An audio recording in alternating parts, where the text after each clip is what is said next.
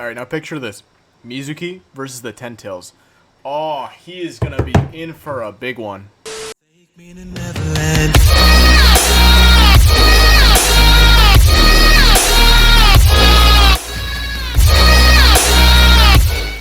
Okay, so today I was planning on talking about what if Naruto went rogue, and I'm probably still going to do a video like that one, but today we're going to be covering what if he had the 10 tails? How would that have impacted the story if he had the 10 tails instead of the 9 tails? Things get a little bit crazier later on, but let's kind of start from the beginning, kind of work our way towards the end of Naruto, see what would have happened, see what would have changed, what would have been different.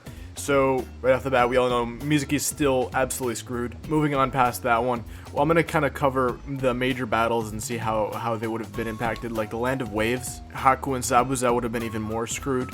I remember he entered his tailed beast cloak, and I'm assuming if he had the 10 tails, then he would have similar abilities to that he had before. As we know already, we know that all the tailed beasts have their own tailed beast state, but it seems like the 9 tails is the only one that really had a chakra mode kind of associated with it.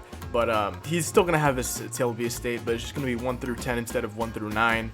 And obviously each tail is going to be much stronger than the ones that we've seen in the 9 tails, just because of how much the power gap is between the 10 tails and the 9 tails. So essentially in the Land of Waves, when Naruto and Sasuke are in Haku's little ice mirror jutsu, he's going to get wrecked. Haku's going to die very quickly. He might even, in his little rampage, he might even end up killing Zabuza as well. The thing we gotta keep in mind here is that the 10 tailed is more savage than the 9 tailed. It doesn't seem like the 10 tails has any sort of personality or anything. It's kind of like an empty husk, you know what I mean? With the abilities of all the 9 tails, right? I'm gonna be kind of jumping around here, but Naruto's gonna go through most of his, like, you know, basic trainings that he's gotten before, you know, with summonings. Eventually he's gonna learn the Rasengan, but first, you know, we're gonna approach the Chunin exams. He's gonna defeat Kiba and Neji. Eventually, as you all know, he's gonna have to face off against Gaara, which he is also going to wreck. Hello, darkness, my old friend. I mean, originally he still kind of defeated Gaara, he kind of knocked some sense into him, but I feel like this time he might actually just, I don't know, I feel like actually the fight with Gaara might be actually very similar, because we know that he had the 9 tails and Gaara had Shukaku, which was 1 tail, and we already know that the 9 tails is much stronger than the 1 tails, and Naruto didn't really call upon too much of that energy to defeat him. Alright, we get a lot of fluff, and then we get to the Valley of the End. Alright, at the Valley of the End, we get a Curse Mark Sasuke versus a supposedly 1 tails Naruto, but keep in mind this 1 tails is exponentially stronger than the 1 tails with the 9 tails. So as a result, Naruto would have definitely overpowered Sasuke, and obviously he's not gonna kill him, but when Sasuke wakes up, he's just gonna, you know, skedaddle. We've got some training with Jiraiya. Naruto's going to absolutely massacre Deidara, not even close. He's just gonna kill him in his rampage when he sees Gaara's body. Let's also be equally real here. Kakuzu does not stand a chance. Obviously Naruto was in his base, but like a Rasen Shuriken amped with the possible QB of the 10 tails, I guess you could say, that's pretty insane. It would probably give him more access to more abilities too, because he'll have access to probably all the tailed beast abilities, which he does later on, but he's probably gonna have that earlier to his advantage. Story wise, a lot of stuff is gonna go similar, especially until the Pain arc, where we have Pain killing Jiraiya. Now obviously that's gonna set Naruto through the edge. By this point, he would have already had Sage Mode as well. He would have probably initially fought with Sage Mode, but obviously the story would have progressed very similarly until it's the point where he has to unlock his, I think it was the 6 tailed state. I don't think he would have necessarily needed the 6 tailed state if he had the 10 tails, assuming that the 10 tails had its own tailed states, right? Because it's very weird with the 10 tails. Like, when we see Obito and Madara as the 10 tails Jinchuriki, they're all like white, and okay, we can assume that Naruto is gonna physically look kind of like what they are, but they didn't seem to have any transformations. I think they kind of skipped that, but I'm assuming here that this Naruto does not have access to all the abilities of the 10 tails right off the bat. I'm kind of assuming that it would be kind of locked up very similarly to how the 9 tails was, and he kind of has to become progressively more and more powerful using the abilities of the 10 tails. But obviously, since the 10 tails is more savage, it's a little bit more difficult to do. It's kind of unclear whether he would have a chakra mode or not. From what we've seen, probably not. He would have probably just unleashed the full power of the 10 tails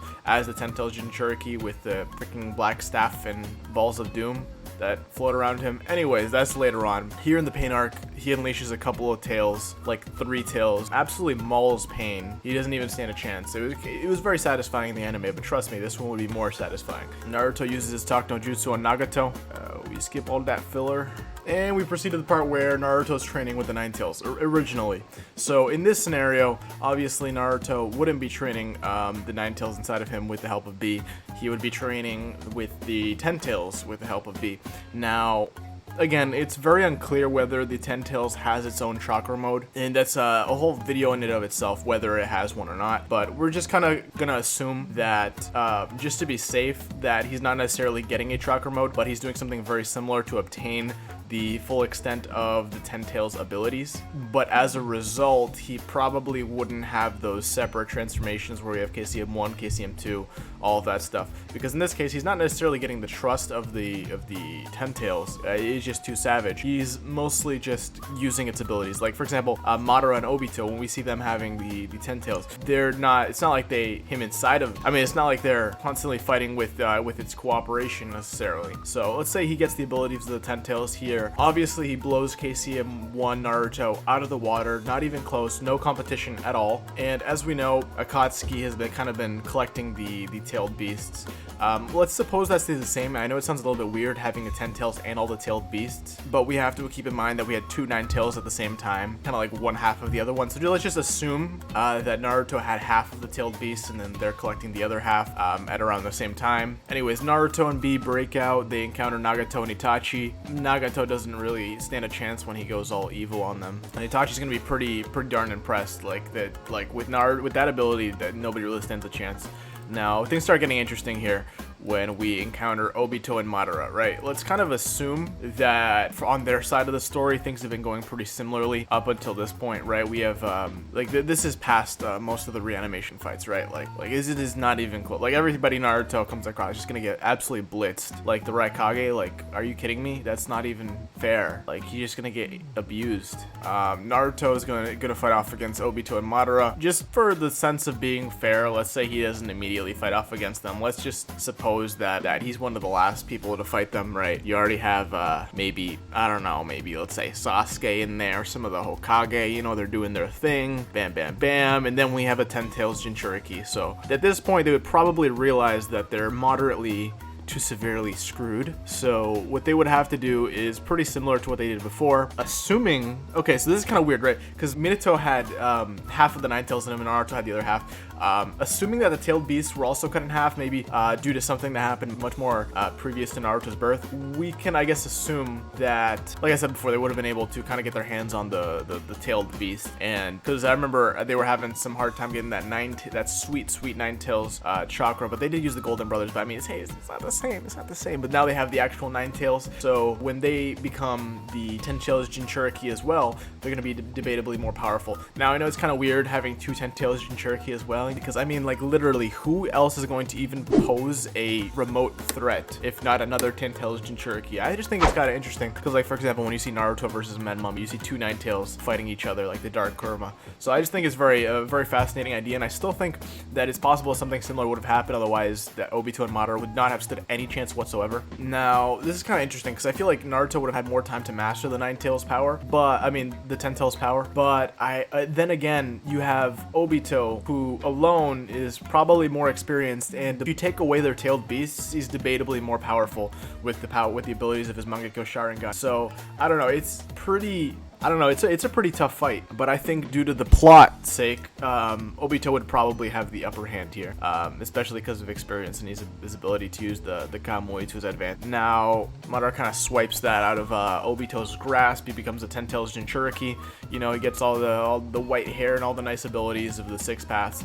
Now, here we got something interesting. So we know that Sasuke and Naruto are the reincarnations of Indra and Ashura, right? So, I don't know, it's pretty reasonable to assume that Hagoromo would have still came to them and kind of gifted them some of his abilities. But, I mean, this is just too broken at this point. Like, you got a Sage Mode, Ten Tails Jinchuriki Naruto with 6 paths abilities like that. I feel like from that point on, Sasuke wouldn't have really even been a factor, and Madara would have almost instantly been killed, knowing this Black Zetsu would cause him to, you know, awaken his third eye of truth and absorb that tree of might that we see there and turn into Kaguya. And we have Kaguya versus essentially the Ten Tails Jinchuriki. Obviously at this point we know we have DMS Kakashi, we have Mangekyo Sharingan Rinnegan we have DMS Kakashi, we have Mangekyo Rinnegan Sasuke, and we have a 10 Tails Sage Mode 6 Paths Jinchuriki Naruto.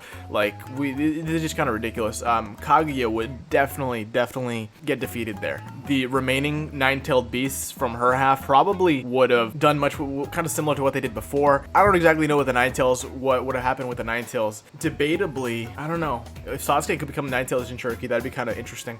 But realistically, I don't know if that would necessarily happen. Maybe in order to compete with Naruto, Sasuke would take half of the 9-tails, because we know that Sasuke with the Susanoo is relatively comparable to Naruto with the 9-tails.